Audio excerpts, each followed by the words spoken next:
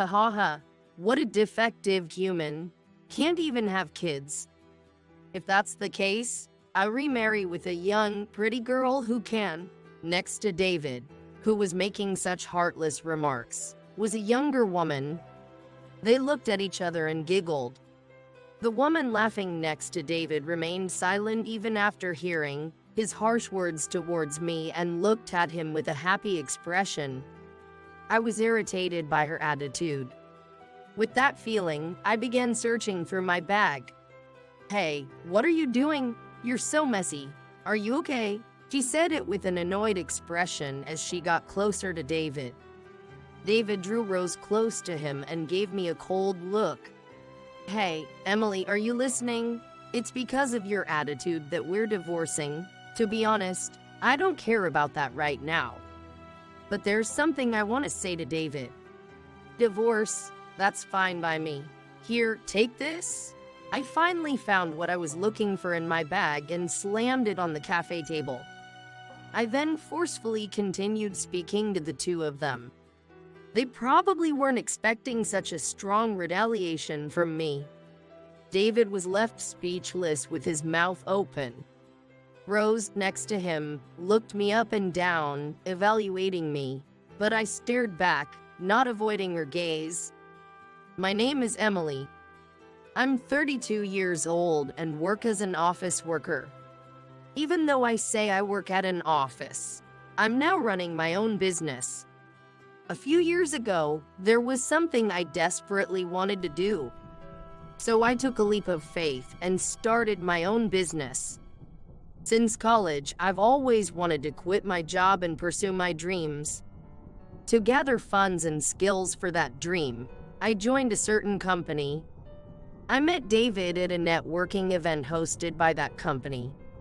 The company I joined was a well-known major company. The networking event was held because there had been a merger between companies.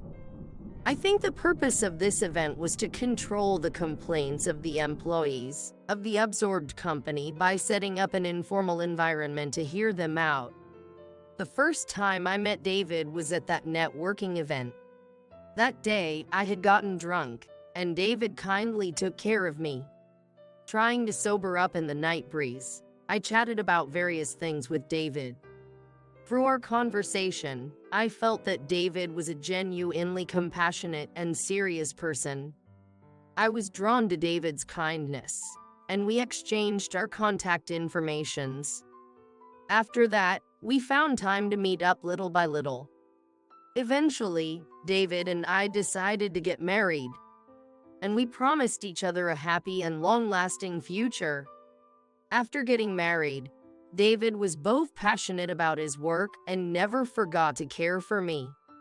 He was a wonderful partner who also thought deeply about our future. David would take the initiative in doing household chores when I was busy. He'd plan fun dates for us if we had days off at the same time. One day, while David and I were relaxing on the living room sofa, we discussed our future. "Hey, Emily, if we were to have kids, how many would you want?" "I think one boy and a girl would be nice." I knew it.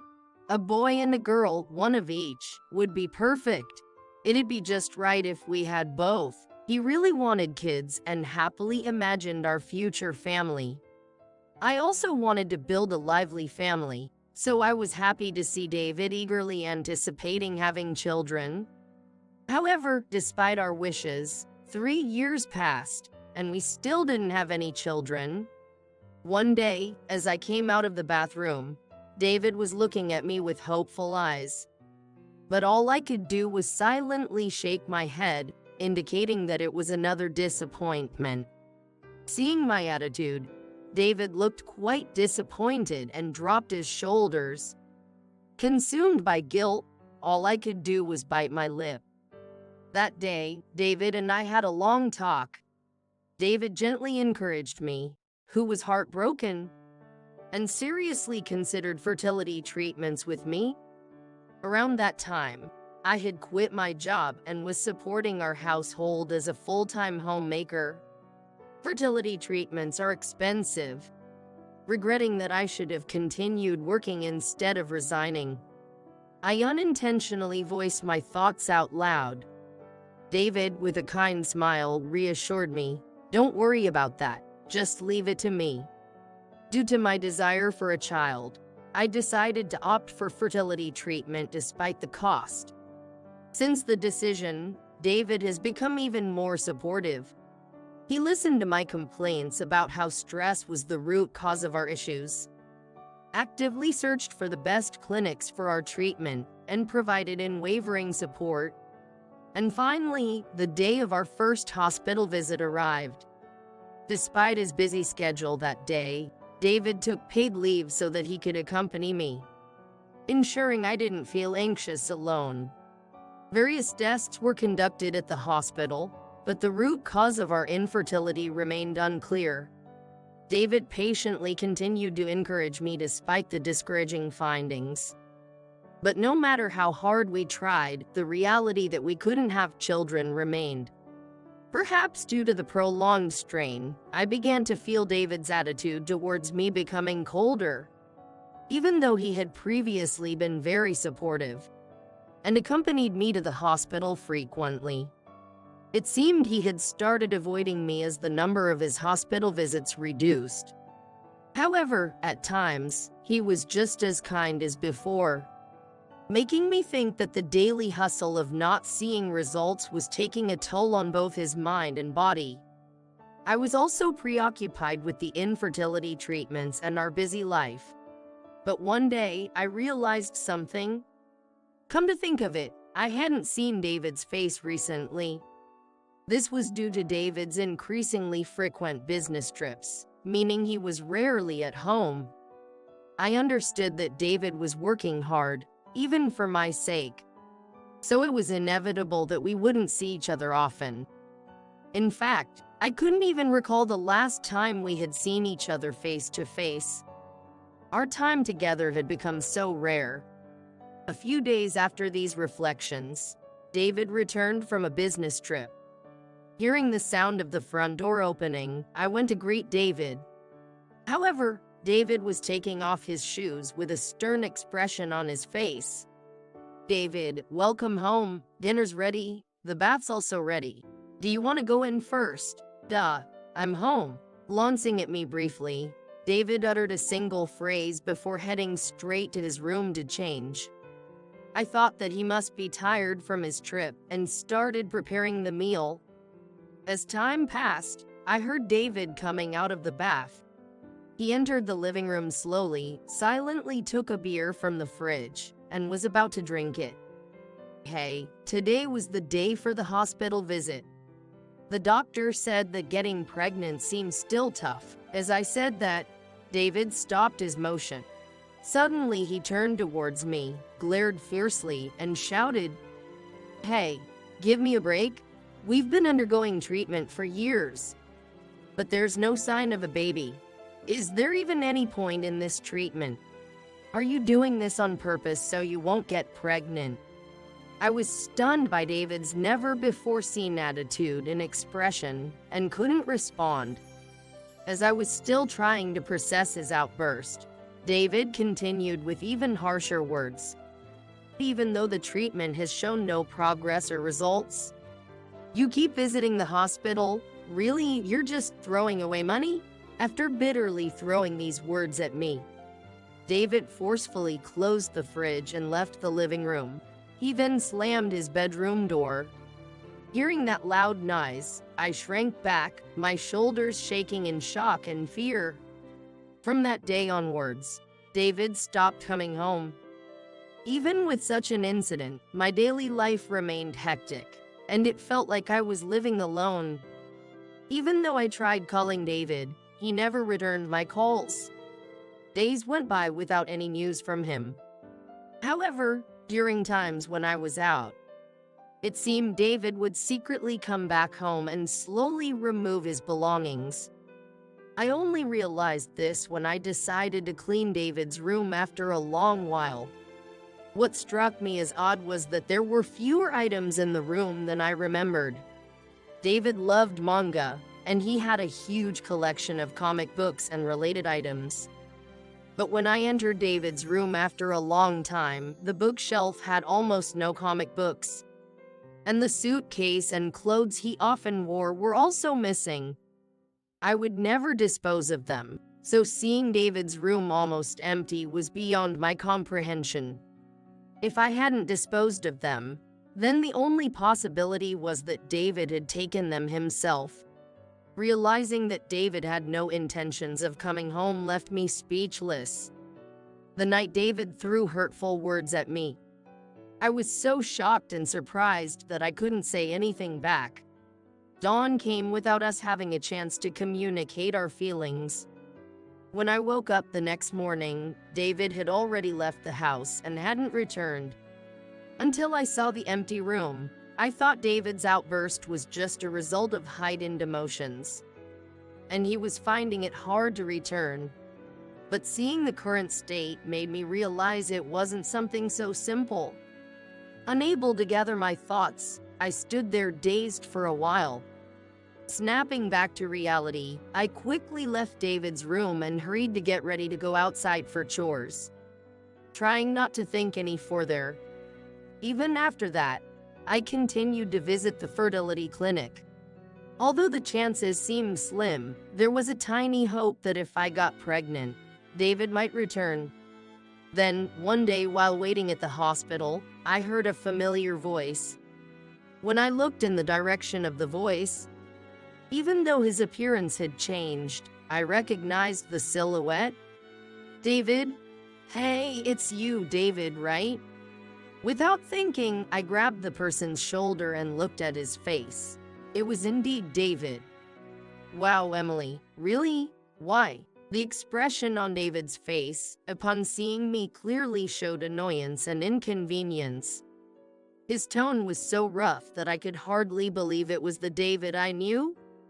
Then, a woman I didn't recognize peeked out from behind David.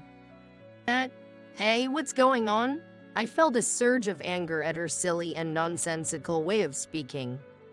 The woman, standing out with her overly flashy makeup and clothes and emitting a strong scent of perfume, looked up at me from below. Hold on, David. Who is she? What's your relationship? I interrogated David. Frustration is evident in my tone.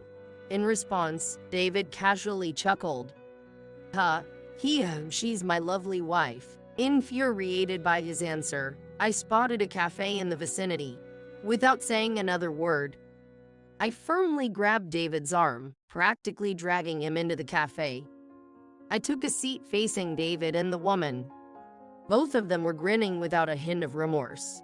Their carefree smiles only fueled my anger. So, David, you said wife earlier. Care to explain?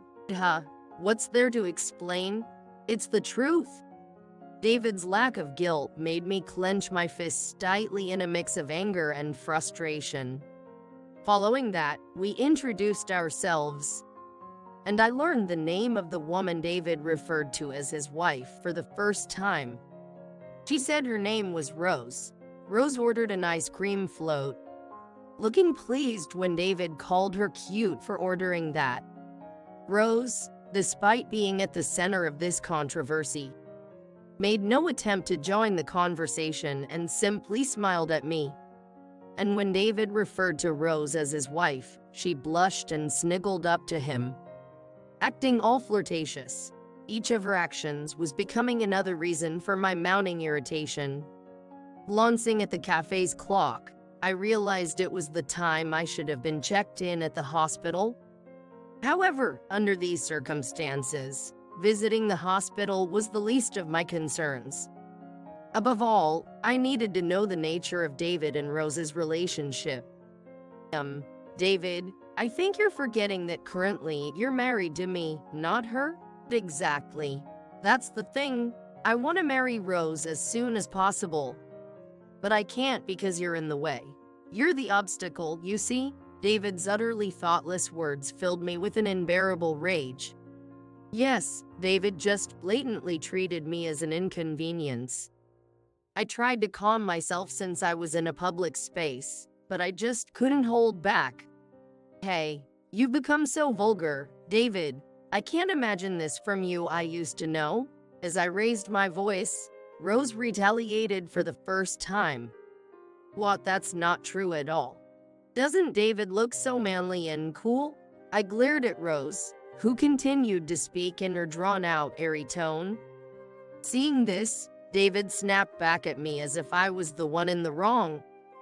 Emily, you say that, but you used to be a quiet girl, didn't you? David laughed cruelly, and Rose deliberately put on a cute smile.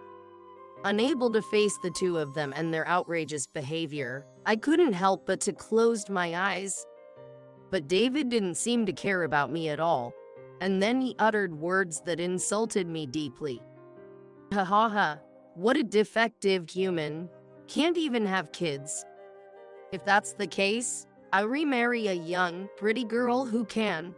David mocked me with heartless words, and he and Rose looked at each other, giggling. And while Rose watched David hurl these cruel words at me, she said nothing.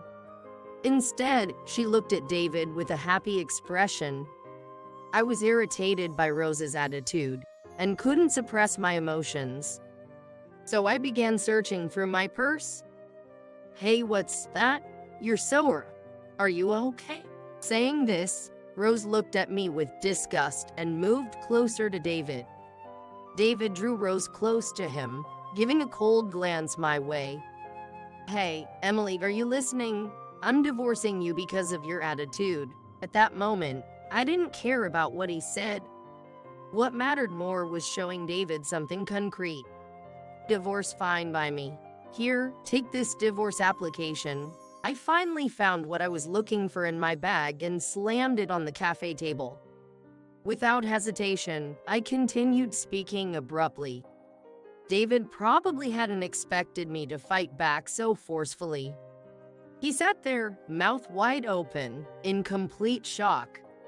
Rose, sitting next to him, looked me up and down as if she were evaluating me. But I met her gaze head-on without flinching. David probably couldn't have imagined where the divorce papers suddenly came from. However, I had always carried them around, ready to be used at any time. It started when David stopped coming home, and when cleaning his room. Looking at David's empty room, I realized he would never return. So I got the divorce forms and kept them in my bag ever since. After obtaining the forms, I filled in all my details and carried them in my bag like a charm. When I told this to a stunned David, Rose chuckled. As I looked suspiciously at Rose, comparing her laughing face with David's shocked one, she finally said, "That's so creepy. What's wrong with you? Shut up. What are you even saying? You thief?" Other customers and waiters in the cafe were staring at us, looking shocked by our confrontation. However, Rose seemed unfazed and continued to laugh. Oh my, this old bitch is seriously scary. All Rose did was twirl her straw and smirk mischievously. Yeah, seriously, yelling like this. She's kind of terrifying. David, coming to his senses, reached for the divorce forms and, grinning like Rose, began to sign them with a pen from the table. See, just as you wanted. Our opinions match, right? And, yo, by the way, there's no way you're getting any of my money, right? You understand that much, don't you? David waved the divorce papers he held, but seeing him like that, I couldn't contain my anger. What are you talking about? You'll only be able to say such things for now. Just you watch. I'll make sure you regret this. I snatched the divorce forms from David, turned my back to him, paid only for my share at the cashier, and left the cafe. Instead of going to the hospital, I headed straight to the court to submit the divorce forms. They were accepted without issue, and I felt a deep sense of relief. After leaving the building, I enjoyed a short walk before heading home. Upon returning home, I immediately turned on the lights in what used to be David's room. I started throwing all of David's belongings into trash bags, not caring if they broke or were mishandled. Once I was done, the room looked surprisingly tidy. Apart from the large furniture, everything was neatly organized, creating a tidy and spacious environment. I looked around the room with satisfaction. That day, I was able to relax and take my time for the first time in a while. The following morning, I greeted an unusually peaceful dawn and disposed of the various trash I had gathered the day before. For the next month, I stopped fertility treatments and focused solely on my work. I once dreamt of having children with David and wanted a child with him. This was because I believed in kind David, who I once knew, and thought we could continue building a happy home together. However, David is now so different, adapting his clothing, hairstyle, tone of voice, and even his demeanor to match younger women. I had never thought that he could be such a dishonest man. Once this became clear, my heart oddly felt lighter, and I started preparing for my new project.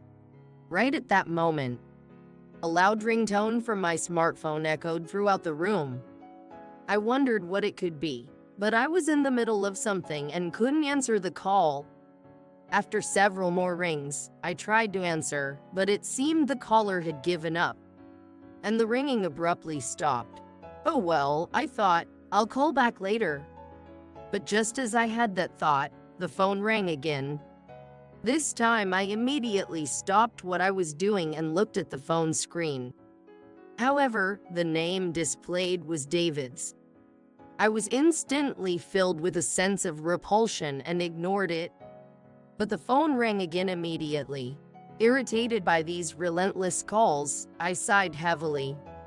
The moment the ringing stopped, I immediately pulled out my smartphone and blocked David's number, thus completely cutting off all forms of contact with him.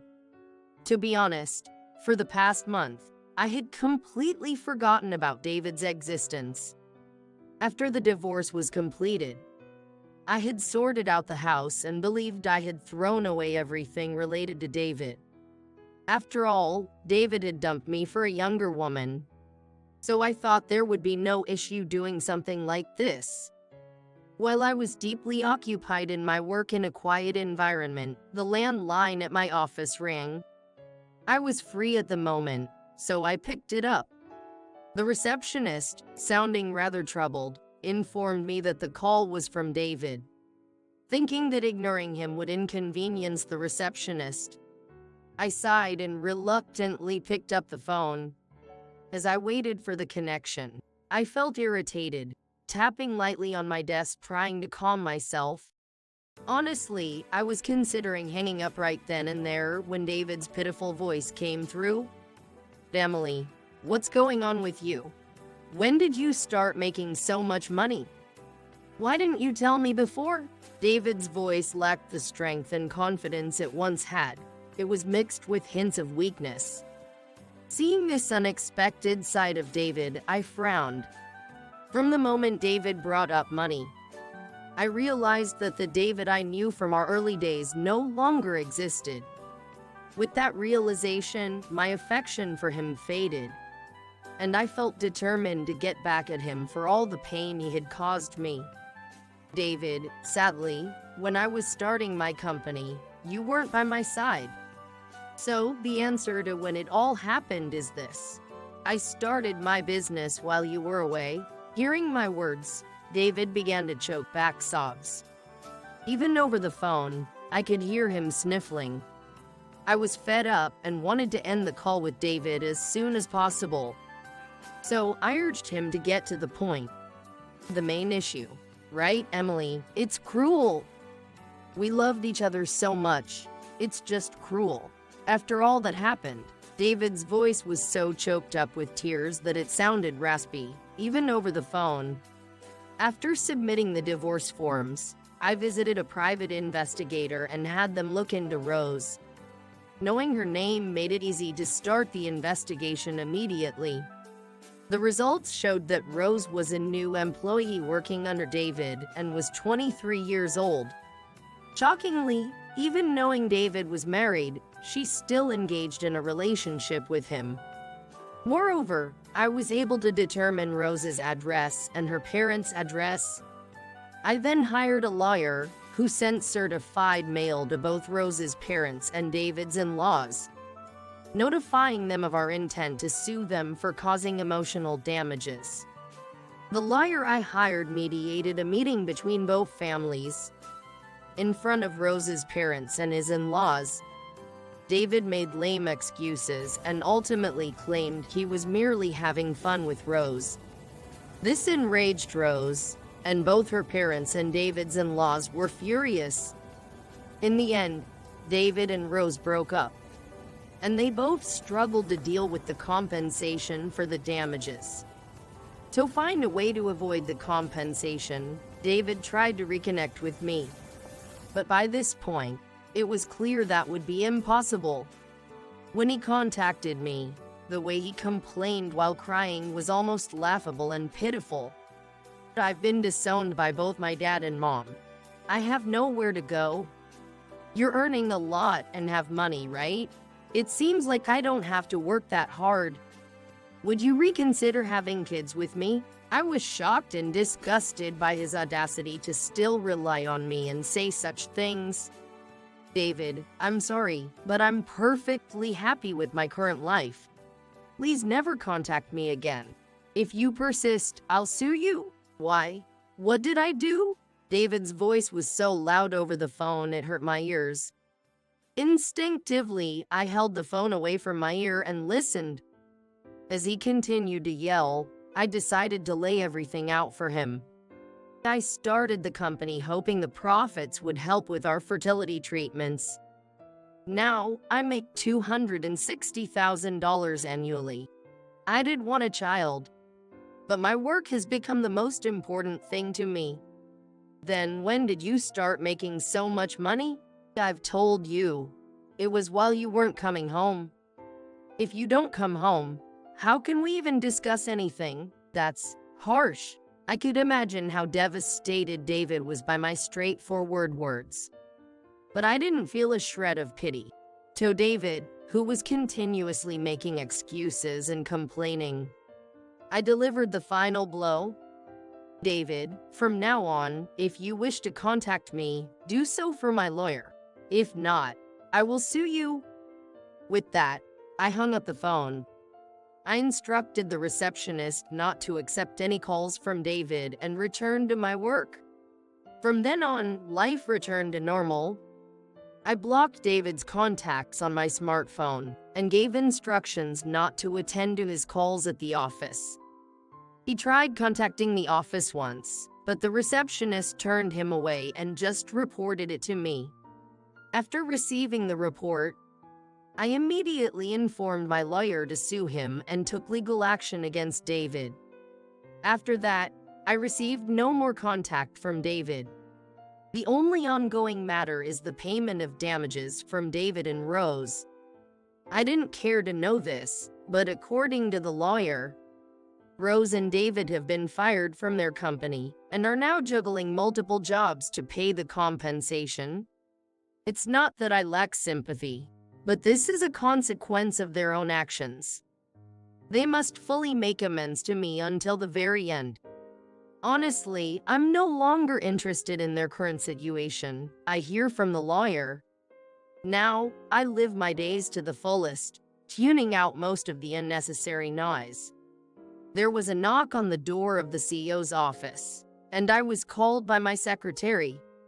I have to give a presentation on an important project soon. I can't be constantly distracted by matters concerning Rose and David. Sure, being without a partner feels a bit lonely, but thinking about it now, perhaps not having children was fate, and it might have opened new possibilities for me. I left my office with a motivation, and as I walked alongside my secretary, I smiled at her, and she returned a warm smile back. I consider my job as my life partner and plan to enjoy my life fully, prioritizing my company and myself. I can live freely, just the way I like. I truly am a fortunate person.